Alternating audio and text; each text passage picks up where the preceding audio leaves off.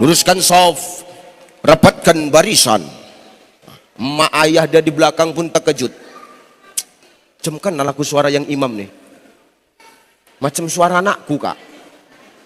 Mana mungkin anak kau? Anakku lo kak. Allahu Akbar. Nah, kan anakku kak.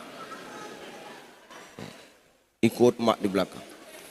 Bismillahirrahmanirrahim. Alhamdulillahi rabbil alamin. Ar-Rahmanir-Rahim. Maliki yaumiddin. Iyyaka na'budu wa iyyaka nasta'in. Mak di belakang. Anakku yang imam kak. Anak kau tak pandai. Anakku. Apalagi anak kau. Nggak bisa jadi imam. Anakku ini yang bisa. Emosi kawan sebelah. Aku tahu ini anak kau, cuman ini sholat, mulut kau diam. Ibu yang sebelah tuh tak mau dia kalah. Sholat tuh tak boleh bercerita, diam kalian. Yang belakang nyambung. Untung aku nggak ikut-ikutan kata dia. Selesai sholat tuh. Kenapa? Saking kan bangganya kalau sudah masjid ramai yang mengisi anak-anak muda saudaraku. Maka inilah seni untuk meramaikan masjid. Seni untuk mengajak orang-orang ke TPS untuk memilih pemimpin supaya jangan golput. Kemana? Inilah kita buat doa bersama supaya hati kita tenang, meredam perbedaan. Meredam perbedaan apa? Perbedaan apapun dalam pandangan politik. Hari ini semua mau kita simpulkan, kita buang perbedaan itu. Hari ini kita itu berkumpul untuk apa? Merajut ukhuwah, merawat bingkai persatuan dan kesatuan untuk memilih pemimpin Bangka Selatan yang baik adanya. Kalau bapak ibu tak datang, kalau bapak ibu golput, yang rugi siapa? Rugi sendiri. Kenapa Ustadz rugi sendiri?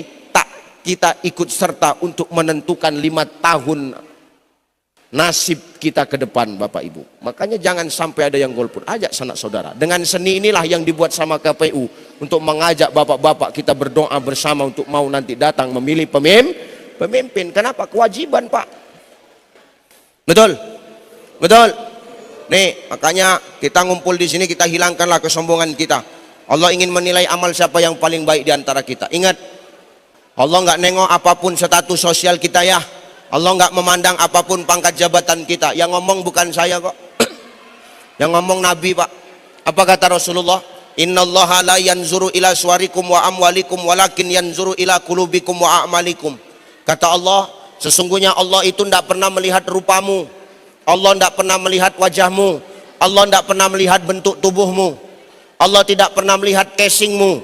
Maka jangan kau menilai orang dari bungkusnya. Jangan menilai orang itu dari luarnya. Ingat, mangga yang mulus dalamnya jarang ada yang bagus. Mangga yang luarnya mulus kadang-kadang dalamnya busuk. Mangga yang mulus kadang-kadang dalamnya berulat pak. Tapi tengok durian itu, tajam luarnya tapi dalamnya manis, pahit, berlemak. Orang semua suka dengan durian itu.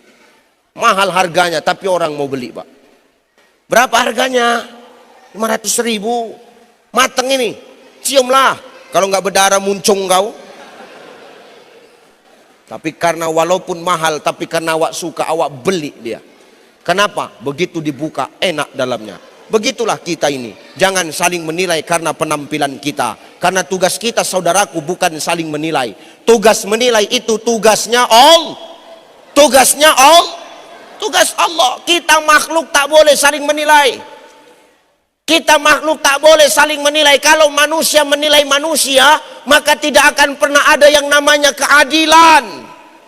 Kalau manusia menilai manusia, yang ada pilih kasih di antara mereka. Jelas? Jadi tugas kita bukan saling menilai. Nggak cocok manusia menilai manusia. Kenapa nggak cocok Ustadz? Karena kita sama-sama dari bahan baku yang sama. Kita semua dari tanah. Min sulalatim min tin. Manusia berasal dari saripati tanah. Ya, semua dari tanah, betul? Pak Kapolres dari tanah nggak Pak? Dari tanah Pak. Pak Ketua KPU dari tanah. Pak Dandim dari? Bapak dari mana Pak? Dari rumah ya Pak ya. Dari tanah. Pak Kajari dari tanah. Pak Kes Bangpol, jangan main HP aja kau. Dari mana kau? Dari tanah. Ustadz Ucai dari mana? Dari tanah. Kita semua Bapak Ibu dari tanah. Maka yang namanya tanah, kita tidak boleh meninggi. Tanah itu tempatnya di bawah. Maka kita tidak boleh saling menilai kalau bahan baku kita penciptaannya semua sama. Luka kali menilai orang, jijik awak. Jangan gitulah. Orang kita semua dari tanah. Jadi kita semua dari tanah. Iya, memang semua dari tanah. Cuman kan tanah itu beda-beda. Ada model tanah tandus. Keras saja utaknya. Setelah dikasih tahu payah. Betul. Ada model tanah gembur. Nah, ini tanah yang sehat ini Pak. Apapun ditanam tumbuh. Ya kan? Ada model orang bawaannya seram aja. Oh, ini tanah wakaf deh ini. Seram aja mukanya. Tanah wakaf, tanah kuburan. Ada model orang Ustadz ceramah, dia makan, main handphone.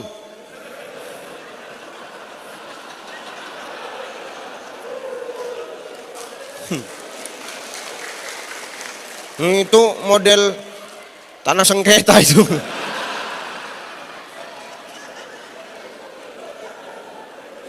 Allahu Akbar ya.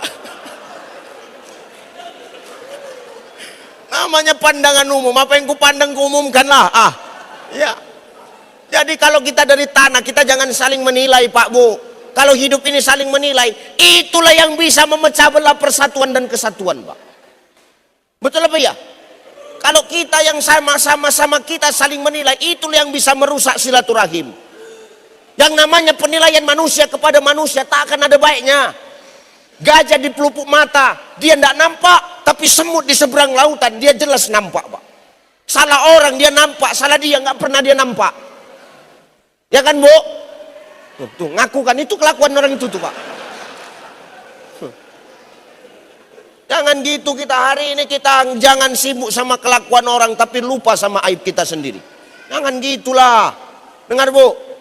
Bu.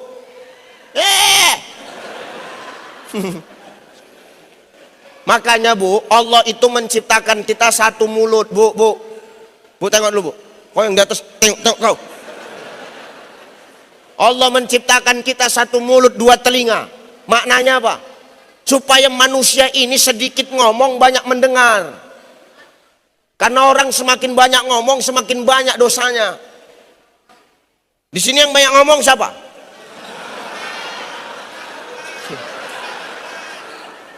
Ini maksud kau aku banyak dosa? Jijik kali aku nengok kalian lama-lama. Ya betul. Maka jangan suka kita bongkar aib orang. Sifat kita tanah Pak, sifatnya tanah itu apa? Tanah itu kalau ada bangkai, mau kayak manapun bangkai itu bau. Kalau tanah itu digali, bangkai itu dimasukkan dalam tanah, maka bangkainya baunya akan tetap ada lah. Kan belum ditutup tanahnya. Cuman kalian digali, masukkan bangkainya, ditutup, baru baunya hilang. Sifat tanah itu macam begitulah Pak. Kalau mau persatuan dan kesatuan terjaga, perbedaan tidak membuat orang saling sikut-sikutan, maka hilangkan sifat suka menilai manusia Pak. Betul? Jangan sibuk awak, ini sibuk ngurus punya orang, punya dia sendiri lupa diurusi, terakhir punya dia diurus sama orang. Sibuk ngurus bini orang, bini diterlantarkan, terakhir bini dia diambil orang, mati kau kan. Geram aku. Jangan kayak gitu cara kau. Makanya Syekh Jalaluddin Rumi itu mengatakan Pak Bu, apa kata Maulana Rumi?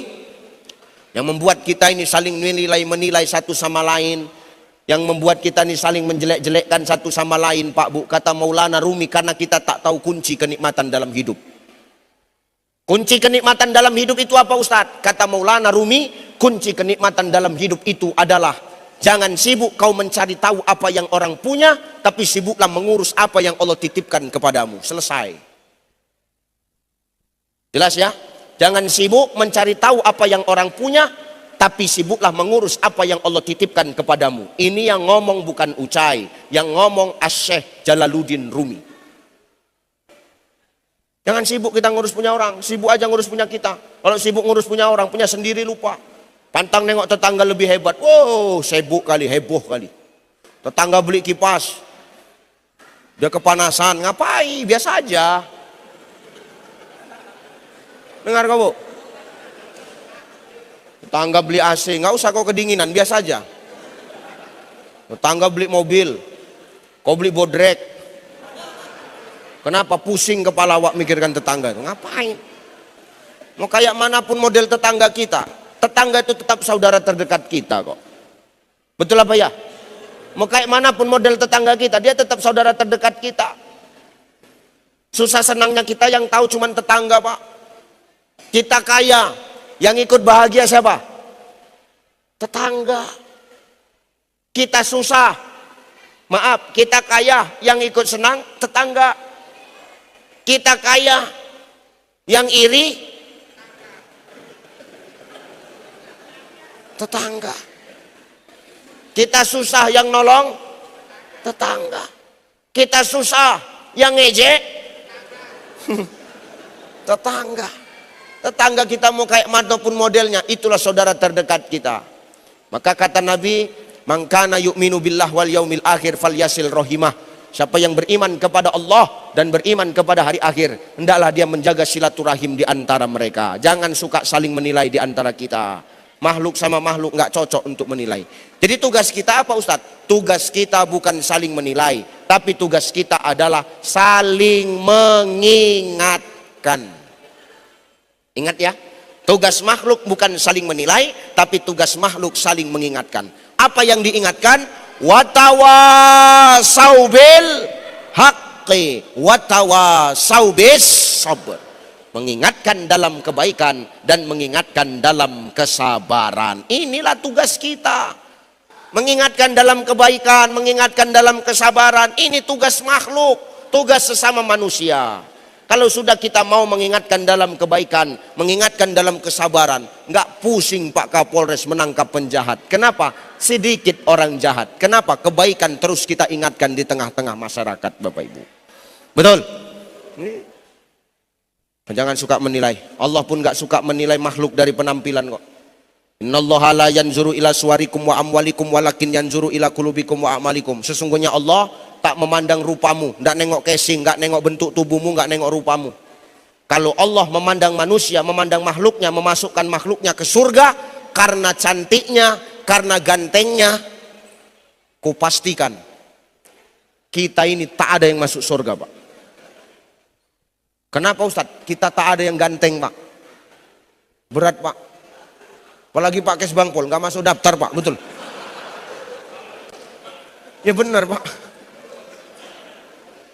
Nggak ada kita yang ganteng, nggak ada kita yang cantik. Kalau penilaian Allah perkara penampilan. Kalau masuk surga karena ganteng, karena cantik, kita nggak ada yang masuk surga. Dan kalau masuk surga karena ganteng, karena cantik, kenapa Bilal bin Rabah bisa masuk surga? Seharusnya Bilal bin Rabah nggak bisa masuk surga. Ya kalau kita baca biografi Bilal bin Rabah, Pak, ya Allah, hitam, Pak. Gemuk, pendek, pakai sebangpol lah gayanya.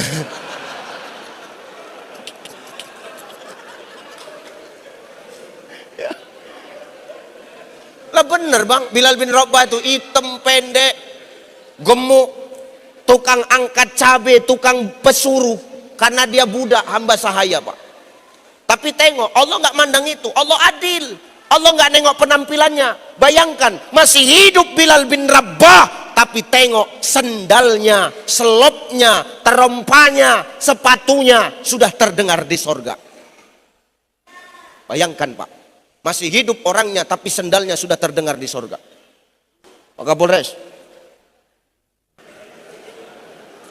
sepatu Bapak udah ada di surga, Pak.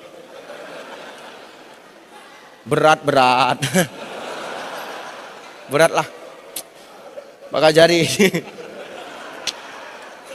Udah ada sendal Bapak di surga? Nggak yakin aku, dari gaya duduknya tak yakin awak. Pakai sebangpol. Udah ada selop Bapak, sendal Bapak di surga? Dengar ceramah sejam aja bersandar kok, nggak yakin awak. Pak Dandim, sepatu PDL Bapak udah ada terdengar di surga? Berat. Sendalku sepatuku yang selalu ku bawa ceramah kemana-mana. Udah ada belum di surga? Enggak, kau kok sok tahu kali kau, ku tengok. Ya, belum tentu Pak, belum ada. Karena Allah nggak mandang penampilan kita. Kalau masuk surga karena ganteng, karena cantik, kita nggak ada yang masuk surga. Ku pastikan itu. Jadi yang masuk surga siapa? Cuman para artis. Karena cuman artis yang ganteng, cuman artis yang cantik. Tahu kau? Jadi penghuni surga itu cuman artis Pak, karena cuman mereka yang cantik, yang ganteng. Sarukan, Amir Khan, Aldebaran, aku. Sibuk aja orang, tinggal dengar aja pun heboh kali kau. Iya, cuman dengar aja tugasmu, kok protes saja kau. Maka kalau Allah memandang makhluknya, memasukkan makhluknya ke surga karena penampilan, berarti Allah nggak adil. Makanya bukan perkara penampilan yang Allah lihat hari ini. Makanya dengar Bu, hari ini kau jangan sibuk merubah penampilanmu. Dengar kau? Hah? Oh, aku geram aja aku dah nih. Jangan rubah-rubah ciptaan Allah. Laqad khalaqnal insana fi ahsani. Sungguh kami menciptakan manusia dalam sebaik-baik bentuk. Kau sudah cantik dari lahir. Maka jangan rubah-rubah ciptaanmu, jangan rubah-rubah ciptaan Allah. Kalau kau rubah ciptaan Allah, summa radadnahu asfala safilin, nanti kau akan dilemparkan Allah ke aspal. Aspal itu apa? Aspal itu tempat berpijak. Safilin, pijakan yang paling bawah. Maka orang yang suka merubah ciptaan Allah, maka dia akan dilemparkan ke dalam kerak-kerak neraka. Rubahlah penampilan kau. Buatlah. Ada yang betina ini, perempuan ini banyak kali tingkahnya. Cukur alis itu dihabiskan Pak. Alis itu dihabiskan. Disulamnya. Kalau nggak disulam, nanti mau pergi undangan digambarnya balik. Kan kurang kerjaan, longor kan Pak. Nggak suka aku nengoknya. Kau sudah cantik Bu, nggak usah pala sulam-sulam alis, cukur alis, haram. Nggak usah tengok-tengokan kau tengok aja. Mana kameranya? Mana kameranya? Mana kamera yang di luar? Nggak usah tengok-tengokan kau. Tahu kau? Nggak usah kau pun juga nggak usah tengok-tengokan. Kau tengok aja aku. Tersindir kami Ustadz sengaja. Ini tidak alis dicukur-cukur, disulam-sulam, haram. Hidung dioperasi plastik, biar apa? Biar mancung. Pesek-pesek aja lah Bu. Malah pesek kau enak. Kenapa Ustadz? Hemat napas kau sikit-sikit keluarnya dia. Banyak cerita lah ini. Sulam-sulam bibir, biar apa? Biar tebal. Nggak usah pala sulam bibir Bu. Antukkan ke tembok masjid ini tebal bibir kau Bu. Geram kali aku. Sedot-sedot lemak. Ngapain sedot-sedot lemak Ibu Bu? Gemuk kali Ustadz biar langsing. Nggak usah pala kau sedot lemak kalau kau mau langsing. Sunlight tuh pembasmi lemak.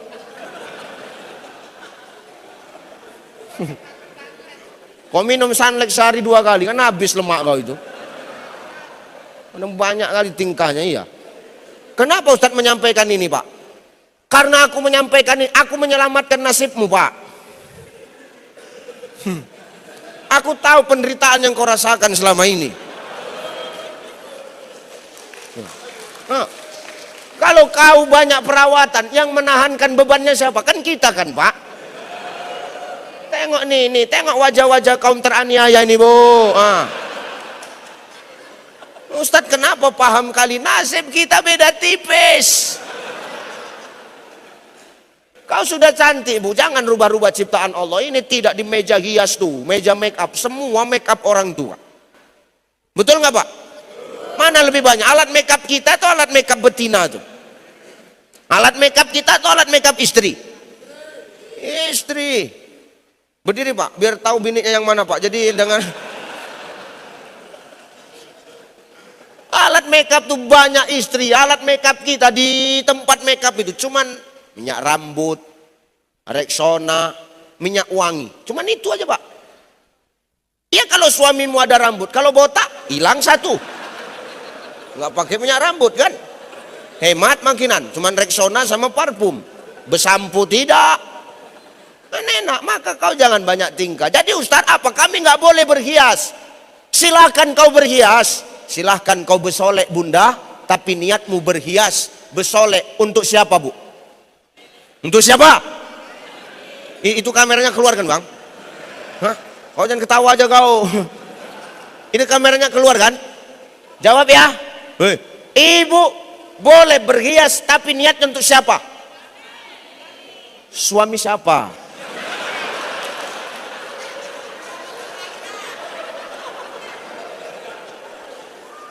Suami orang pun judulnya suami, tahu kau? Berhias untuk suami siapa? Suami sendiri.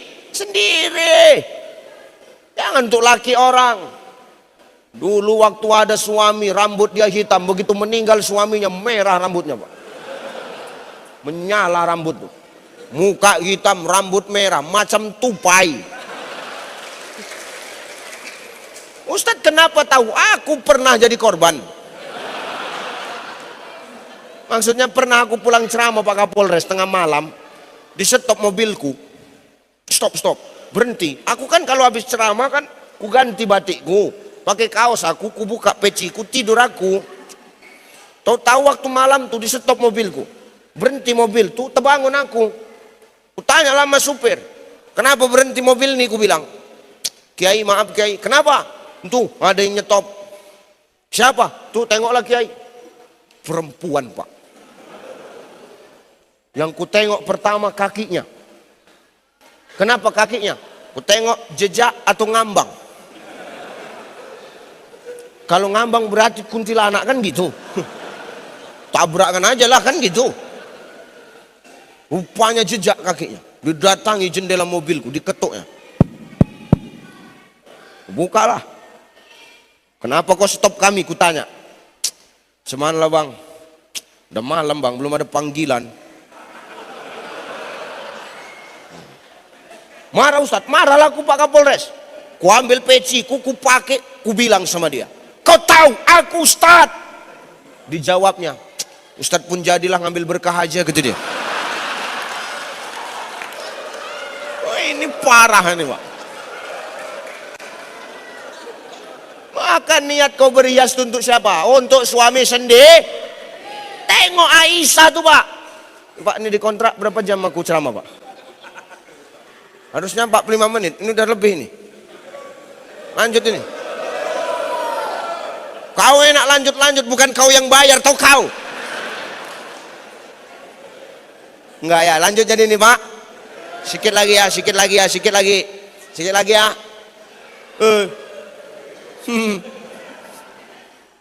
Sampai mana tadi?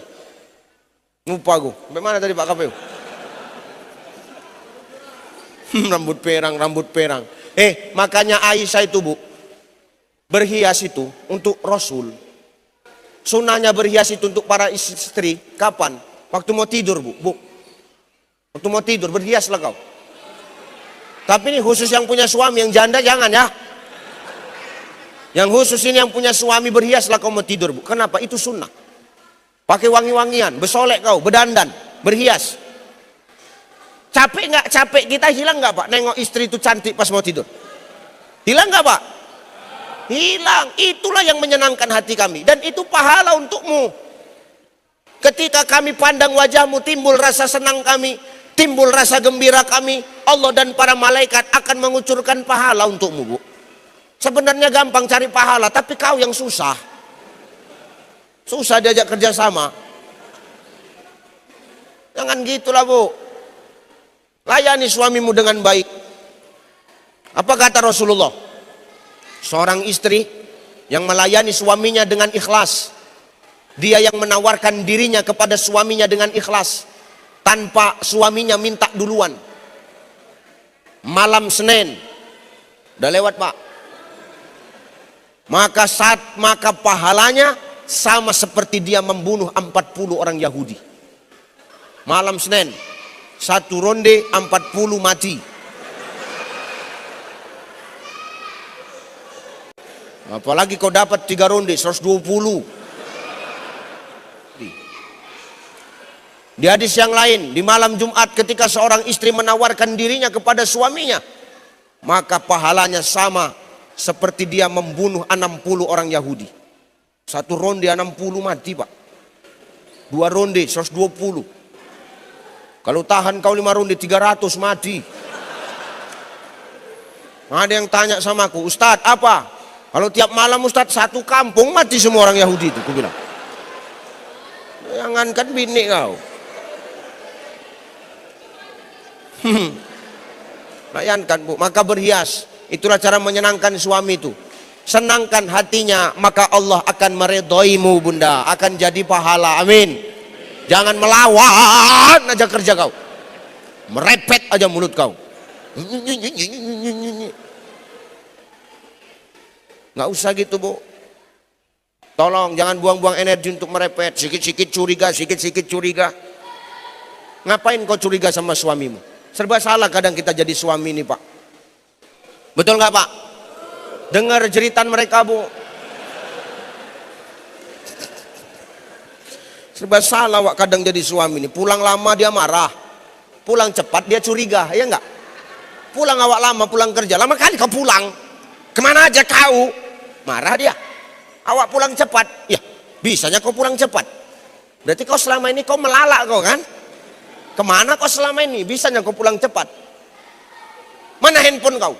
Ambilnya handphone awak. Diperiksanya handphone.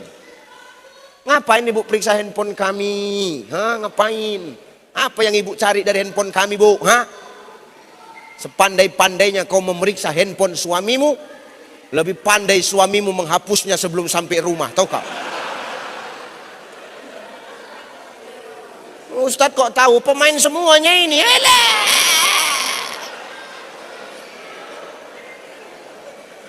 Oh, semuanya cerita lah. Mana Pak Dewan? Hati-hati Pak Dewan, alasan rapat. Hati-hati awak sama ini. Jangan curiga bu. Ya bu ya, berhias. Bapak pun juga pak. Kalau bapak mau dimuliakan istri, kau muliakan istrimu juga. Dengar kau pak.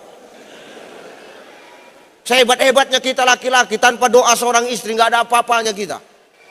Bapak nggak akan jadi Kapolres pak kalau nggak ada doa istri bapak. Biar tahu dulu bapak.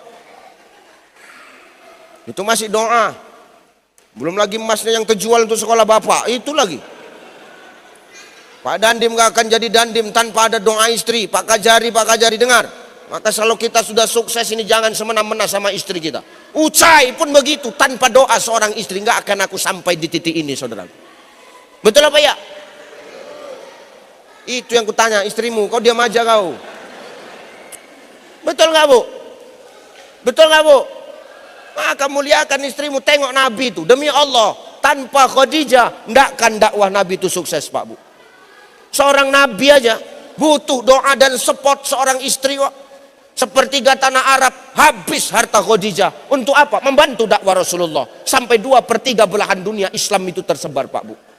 Hebat enggak tuh? Ini istri yang hebat. Kenapa? Doa, harta, pikiran, bahkan nyawa dan darahnya siap untuk membantu suaminya. Maka tanpa istri kita nggak ada apa-apanya pak. Muliakan istrimu pak.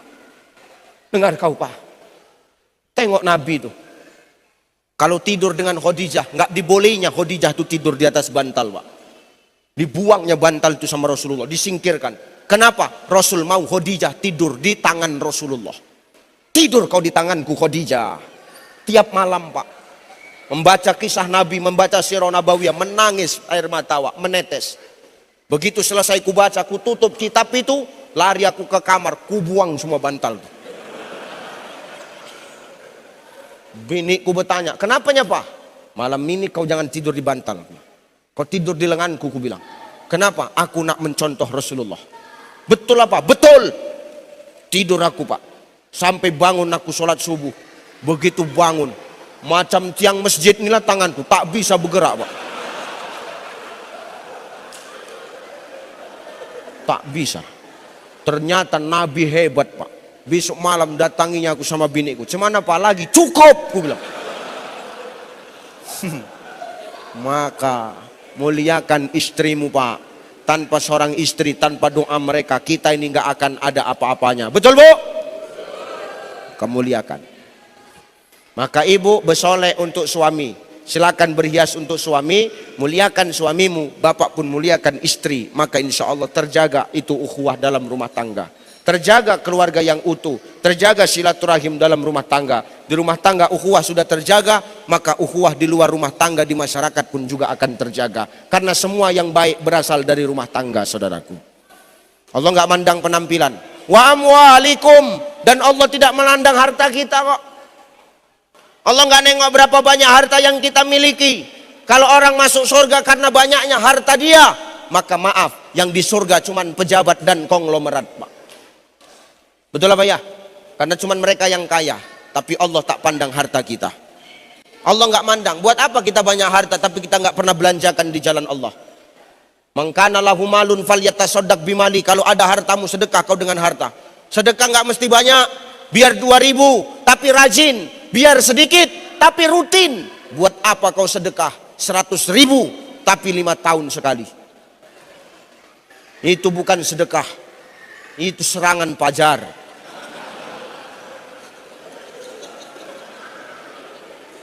Bentar lagi lah nih, Pak. Al-marasi wal murtasi finnar, yang nyuap dan yang menerima suap sama-sama masuk neraka. Inilah yang bisa merusak demokrasi itu, Pak. Maka hari ini niatkan hati kita, ikhtiarkan hati kita, berazam kita kepada Allah. Jangan kau pilih pemimpin karena hartanya, karena uangnya, tapi gunakan hati nuranimu. Ketika hati nurani kita gunakan, maka akan lahir pemimpin yang amanah dan peduli kepada masyarakat. Amin. Ini itu yang merusak demokrasi itu, Pak. Suap menyuap jangan, tak boleh. Nih 100.000 coblos nomor sekian. Enggak. 200 enggak. Udah dibilang sama Ustadz Ucai, yang nyuap dan yang nyuap sama-sama masuk neraka. Udahlah 300 enggak. 500 nih enggak. Ini 1 jutanya. Nomor berapa? Nah, ini yang rusak tuh, Pak. Ini yang merusak nih. Sekali tidak tetap bantu Pak Kapolres, bantu Pak Dandim, bantu Pak KPU, bantu Pak Bawaslu. Ini bukan tugas mereka saja, tapi ini tugas kita selaku masyarakat dan pelaku demokrasi untuk sama-sama mengawal dan mengawasi berjalan lancarnya pesta demokrasi tahun 2024 ini adanya. Allahu Akbar. Ya, ini jaga. Walakin yanzuru ila qulubikum wa a'malikum. Tetapi yang Allah pandang dari kita bukan rupa, bukan harta, bukan penampilan, bukan kekayaan. Yang dipandang adalah hati dan perbuatan kita. Hati yang elok akan melahirkan akhlak yang elok. Hati yang bersih melahirkan adab yang baik. Maka semua tergantung kepada hati kita. Bagaimana cara membersihkan hati kita? Kita berkumpul bermunajat hari ini dengan mengingat Allah, maka hati tenang. Ala bizikrillah tatmainnul qulub. Dengan zikir maka hati kita akan tenang. Di salah satu hadis tasawuf dikatakan, setiap sesuatu itu ada pencucinya, dan pencuci hati itu adalah zikrullah. Maka orang yang berzikir ingat kepada Allah, hatinya akan tenang, hatinya akan damai. Apa yang dibuat oleh orang, selagi tak merugikan agama ini, tidak merugikan Rasul, dan tidak merugikan masyarakat, dia tidak akan ambil pusing soal hal itu. Tapi ketika berbicara soal akidah, berbicara soal ketaatan kepada Allah dan Rasulnya, ketika itu diganggu, maka dia akan ambil sikap yang paling depan untuk membelanya. Perkara hati semua ini, saudaraku. Maka bersihkan hati dengan zikir, ingat kepada Allah. Astaghfir Rabbal Astaghfir Minal Astaghfir Rabbal Astaghfir Minal Astaghfir Rabbal Astaghfir Minal khataya. Perbanyak zikir, maka hati tenang, hati bersih, kelakuan akan baik, adab akan baik, nilai-nilai persatuan akan terjaga, demokrasi akan terawasi dengan baik, insya Allah akan melahirkan pemimpin yang amanah dan peduli kepada rakyatnya. Amin. Itu saja barangkali yang bisa aku sampaikan. Pertama, hidup ujian. maka Allah menguji bukan karena Allah benci, tapi Allah ingin melihat amal siapa yang paling baik di antara kita. Bukan perkara penampilan, bukan perkara banyaknya harta. Yang dipandang Allah hanyalah nilai-nilai ketakwaan kita, saudaraku. Yang kedua, ingat, tugas kita bukan saling menilai, karena tugas menilai itu hanya tugas Allah. Tugas menilai itu hanya tugas Sang Pencipta. Tugas kita selaku makhluk bukan saling menilai, tapi tugas kita adalah saling mengingatkan di antara kita. Apa yang diingatkan? Wattawasau bil haq, wattawasau bis sabr. Mengingatkan dalam kebaikan dan mengingatkan dalam kesabaran. Yang ketiga, ibu, bapak, kalau mau nilai-nilai ukhuwah, nilai-nilai silaturahim terjaga, persatuan dan kesatuan tetap terawat, maka mulailah rawat itu semua di dalam rumah tangga. Rumah tangga yang sehat, kehidupan rumah tangga yang baik akan mencerminkan kelakuan masyarakat yang baik. Maka wajar Nabi mengatakan, ibda binafsi, awalkan semua dari diri kita terlebih dahulu. Diri yang baik akan menjadi contoh di masyarakat, maka masyarakat akan menjadi masyarakat yang baik adanya. Mudah-mudahan aku sampaikan ini mampu menjadi cooling system, pendingin bagi kita untuk sama-sama menghadapi pesta demokrasi ini dengan penuh keikhlasan, dengan penuh ketawaduan, sehingga apa? Nanti apapun hasilnya, apapun perbedaannya, tidak membuat kita menjadi saling bercerai-berai di antara kita, tapi lewat perbedaan itu kita saling mengenal dan saling melengkapi di antara kita, saudaraku. Terakhir, saya mengutip perkataan seorang jenderal besar Indonesia, Jenderal Sudirman. Apa kata Jenderal Sudirman, Pak Dandim? Belum di WA. Kata Jenderal Sudirman, saudaraku, tidak akan ada kemenangan tanpa adanya kekuatan. Kekuatan takkan pernah terlahir tanpa adanya persatuan dan kesatuan. Persatuan dan kesatuan tidak akan pernah tercipta tanpa adanya silaturahim. Jadi lewat silaturahim ini kita dinginkan hati masyarakat untuk mencapai pilkada damai di Kabupaten Bangka Selatan ini adanya. Terima kasih Bapak Ibu, saya mohon maaf. Mudah-mudahan Bapak Ibu yang saya tinggalkan semua tetap dalam keadaan sehat walafiat. Bapak Ibu yang saya tinggalkan mudah-mudahan semua tetap istiqamah di jalan Allah Subhanahu wa taala. Saya yang mungkin malam ini langsung kembali ke Bangka, Pangkal Pinang. Doakan kami selamat-selamat dalam perjalanan. Karena besok pesawat pagi saya harus berangkat ke Sumbar, Sumatera Barat. Doakan kami sehat-sehat. Doakan saya dimanapun saya sehat-sehat ya Pak Bu. Doakan saya dimanapun saya berdakwah, saya tetap dijaga dan dilindungi oleh Allah Subhanahu wa taala. Nah, besok harus ke Sumbar, dari Sumbar saya ke Provinsi Jambi. Dari Jambi saya kembali ke Sumatera Utara, 3 hari libur, 29 saya sudah berangkat ke Pekanbaru, 30 saya sudah berangkat ke Kalimantan Utara, Kalimantan Selatan, Kalimantan Timur, langsung menyeberang ke Kinabalu, Malaysia Pak. Di Kinabalu, Malaysia saya ada seminggu, di Brunei saya ada 2 hari, dan di Singapura saya ada 5 hari. Itu pun kalau ada yang mengundang.